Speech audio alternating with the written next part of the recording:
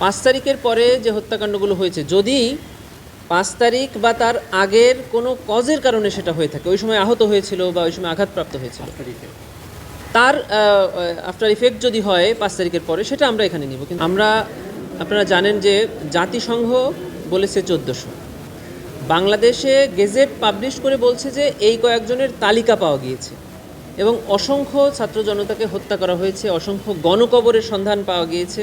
আপনারা দেখেছেন যাদের নাম ঠিকানা এখনও আইডেন্টিফাই করা যায়নি। আপনারা জানেন যে আশুলিয়ার মামলায় যে 6টি লাশ পোড়ানো হয়েছিল, তার একটি লাশ অজ্ঞাত ছিল, যেটি কিছুদিন আগে তার পরিচয় পাওয়া গিয়েছে। অতএব হত্যার সংখ্যা 1400 বা তারও বেশি, কিন্তু পরিচয় পাওয়া গিয়েছে এখন পর্যন্ত 800 বা তার চেয়ে কিছু বেশি। আর 5ই আগস্ট পর্যন্ত যে হত্যাকাণ্ড করা হয়েছে সারা দেশে, সেই হত্যাকাণ্ডের উপরেই জাতিসংঘ তদন্ত করে তদন্ত প্রতিবেদন দিয়েছে। 5 তারিখের পরে যে হত্যাকাণ্ডগুলো হয়েছে, যদি 5 তারিখ বা তার আগের কোনো কজের কারণে সেটা হয়ে থাকে, ওই সময় আহত হয়েছিল বা ওই সময় আঘাতপ্রাপ্ত হয়েছিল, তার আফটার ইফেক্ট যদি হয় 5 তারিখের পরে, সেটা আমরা এখানে নিব। কিন্তু 5 তারিখের পরে যদি কোনো ফ্রেশ ঘটনা হয়, তাহলে সেটা তো এই যে ওয়াইড স্প্রেড অ্যান্ড সিস্টেম্যাটিকের পর্যায়ে পড়বে না। সব মশার বিরুদ্ধে সুরক্ষা দিতে এলো বসুন্ধরা এক্সট্রিম অ্যারোসল, মশার বিরুদ্ধে এক্সট্রিম সুরক্ষা।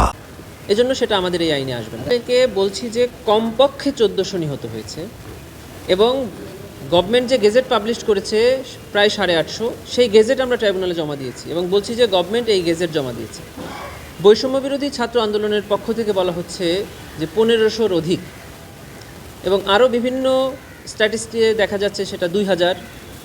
এরকম বিভিন্ন তথ্য থাকাতে আমরা বলছি যে কমপক্ষে 1400 যেটা জাতিসংঘ বলেছে, আর লিস্ট জমা দিয়েছি যেটা গভর্নমেন্ট পাবলিশ করেছে। এই জন্য আমরা সবগুলোর উপরে রিলাই করছি। আমরা দেখাতে চেয়েছি যে হ্যাঁ, এখানে একটা ম্যাসিভ কিলিং হয়েছিল, সেটার সংখ্যা যাই হোক না কেন, সেটা গভর্নমেন্টের কী উচিত ছিল এটা গভর্নমেন্ট বলবে, এটা আমরা।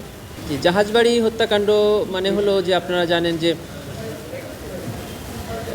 16 সালে না 2016 সালে কল্যাণপুরে বেশ কয়েকজন ইসলামী মনোভাবাপন্ন যুবকদেরকে দেশের বিভিন্ন জায়গা থেকে তুলে এনে এখানে রাখা হয় এবং বলা হয় যে এরা জঙ্গি, তাই বলে তাদেরকে নিরস্ত্র অবস্থায় গুলি করে হত্যা করে ফেলে দেওয়া হয় এবং পরবর্তীতে তাদের লাশ কখনো আত্মীয় স্বজনরা নিতে এসেছে, কখনো নেওয়ার সাহস করেনি।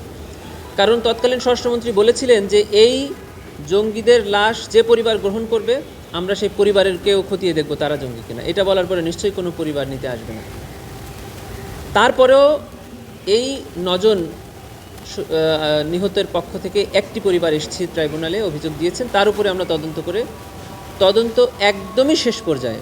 আমরা ভেবেছিলাম যে আজকেই আমরা সাবমিট করতে পারবো ফর্মাল চার্জ, কিন্তু কিছু প্রস্তুতির কাজ আমাদের বাকি থাকার কারণে আমরা অনলি 2 উইকস সময় চেয়েছি। আশা করছি যে 1 সপ্তাহের মধ্যেই আমরা তদন্ত প্রতিবেদন হাতে পেয়ে যাব এবং তার ভিত্তিতে আর 1 সপ্তাহের মধ্যেই আমরা ফর্মাল চার্জ দাখিল করতে পারব।